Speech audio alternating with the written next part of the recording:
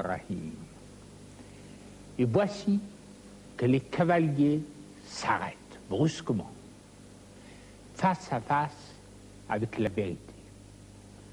Cette phrase sublime est du cheikh Ahmed Ben Aliwad de Mostaganem, en Algérie.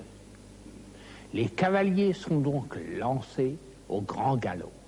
Et soudain, ils se trouvent en face de la vérité absolue, dépouillée.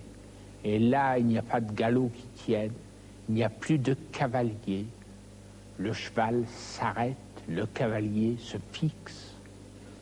Et c'est le grand silence, la contemplation, c'est la spiritualité qui occupe une telle place à l'intérieur de l'islam. Nous avons déjà parlé d'un homme qui réunit l'esprit du médiatif avec l'esprit du militant et qui était le cheikh Ben Badis qui a fait école, celui de Constantine, et que beaucoup d'entre nous ou de nos pères ont connu. Nous avons parlé de Iqbal, le Pakistanais, c'est-à-dire de contemporain, de moderne. Nous allons parler, j'espère, Inch'Allah, d'un autre grand Algérien, Abdelkader Al-Jazairi, qui a réuni la pensée et l'action. Et voilà qu'aujourd'hui, on parle d'un contemporain aussi, mais bien plus obscur, qui a choisi le silence, l'abandon, la spiritualité, et s'est éloigné de l'esprit militant. Oh, certes, je ne vais pas me mettre à ouvrir le procès de l'intention, de la spiritualité et de l'action. Pour ma part, je crois que l'islam réunit très profondément l'intention et l'action, et que le médiatif doit aussi être un homme pris dans la vie quotidienne. Mais il est juste aussi de présenter, en s'abstenant de tout jugement politique, un être pour lequel la spiritualité et l'abandon du monde étaient la vérité ultime.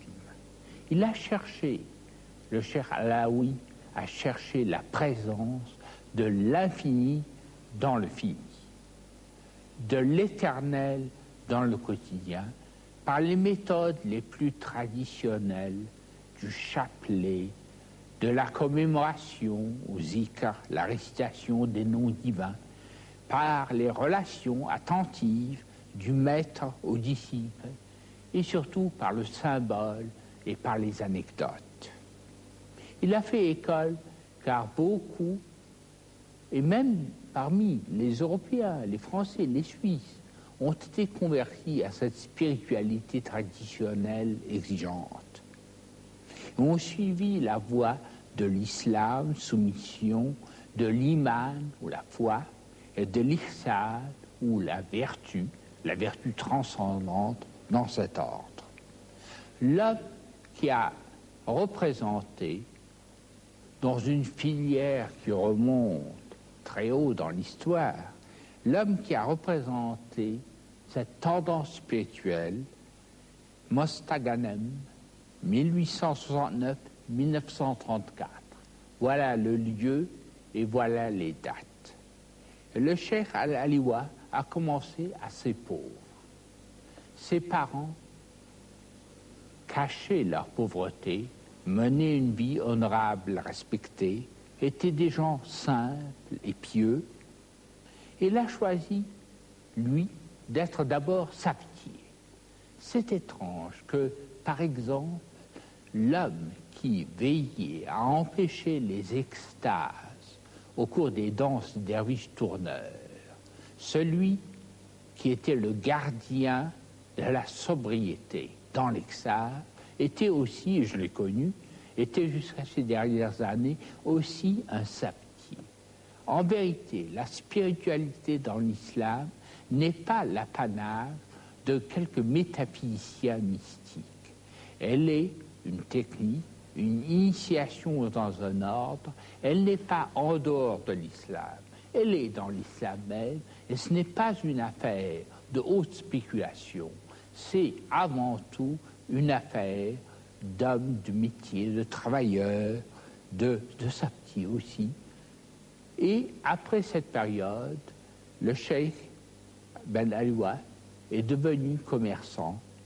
Il a ainsi réalisé cette union de la vie du marché avec la vie spirituelle. Et son premier contact avec la spiritualité a été avec la Issaouia, qui est riche en prodiges et en merveilles. Et il raconte lui-même comment il a été amené à charmer des serpents. Et lorsqu'il a rencontré celui qui allait devenir son maître spirituel plus tard, le cheikh Bouziyi, celui-ci lui dit: il est un serpent plus grand, c'est celui qui est dans ton âme. Et lui, il a un poison qui peut être mortel. Aussi, laisse ces tours de charmeur de serpent et occupe-toi du grand serpent intérieur. Ce serpent intérieur, il s'en est occupé toute sa vie. Et ses disciples ont été nombreux, qui ont vu dans la prosternation et la solitude l'essence même d'une vie religieuse. Ils sont passés de la taille de l'existence, la Arsan Takwim, le début de la prière où l'homme se présente tout seul, dans sa totalité, dans son intégrité, au repli du corps, noué sur lui-même à la prosternation finale.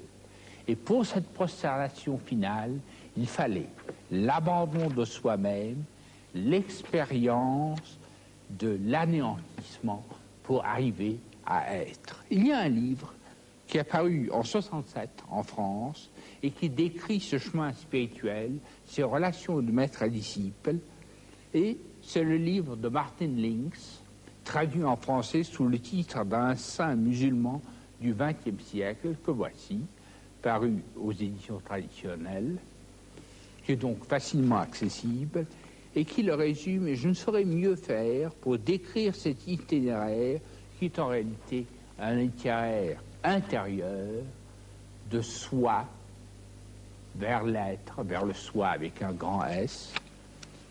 Qu'en vous lisant, pour terminer, quelques phrases, quelques poèmes de celui qui a écrit un commentaire du Coran, mais dont l'œuvre principale est d'éveiller des esprits en Orient comme en Occident.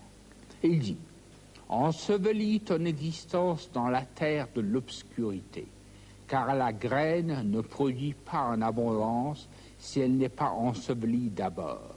En vérité, il n'est rien de mieux pour le disciple que l'obscurité après la réalisation, et il n'est pour lui de plus grand mal que la renommée. Et ceci rejoint une parole traditionnelle en islam disant que le dernier piège de Satan est dans la bonne conscience du juste. On suit un itinéraire spirituel et tout d'un coup, on trébuche parce qu'on est fier de s'être dépouillé, on est fier de cette obscurité, et c'est là que Satan attend pour livrer son dernier combat d'arrière-garde. Il y a encore quelques poèmes, parce qu'il y a beaucoup de poèmes qui ont été gardés de lui. Je vous en lire deux. L'un sur la réalité. Et il dit: celui qui appela à la proximité de Dieu a déclaré: en vérité, je suis avec vous, car où que vous tourniez, brille ma lumière. Ceci est une citation littérale du Coran 5, 12. Où que vous tourniez vos visages, là vous trouvez le visage de Dieu, maître de splendeur et de majesté. Une est mon essence, et toute chose me fait voir, et qui fut jamais vu si ce n'est moi, le voile de la création, j'en ai fait un écran pour la vérité, et dans la création résident des secrets qui soudain jaillissent comme des sources. Et voici les vers qui terminent sa présentation spirituelle. Dieu connaît mon état, qu'il veuille me protéger quant au reste de ma vie et préserver mes frères des épreuves du cœur dans le silence. Qu'il protège celui qui entre en maison, celui qui prend part à nos discours, celui qui voit l'un de ceux qui m'ont vu, ceux qui ont désiré me voir. Des bénédictions sur le prophète, Seigneur, fais de ma langue l'instrument. Conduis-moi dans ses voies. À la demande de mes frères, j'ai mis ma signature à la fin de ces vers. J'appartiens à la tribu des Alaouis par mon sang. Par ma présence, j'appartiens à mon maître, Bouzizi. C'est par lui que se fait ma filiation spirituelle. Que sur ces deux lignées, Seigneur, soit ta miséricorde, et qu'elle aussi soit sur ma postérité, en l'une et l'autre, jusqu'à la fin du monde. Et voici comment il réunit son maître en esprit, sa famille par le sang, l'humanité tout entière et chacun de nous dans son métier, dans son obscurité, mais également à la fin du monde, au jour où nous devons ressusciter dans notre identité première. Allahu Akbar, Allahu Akbar.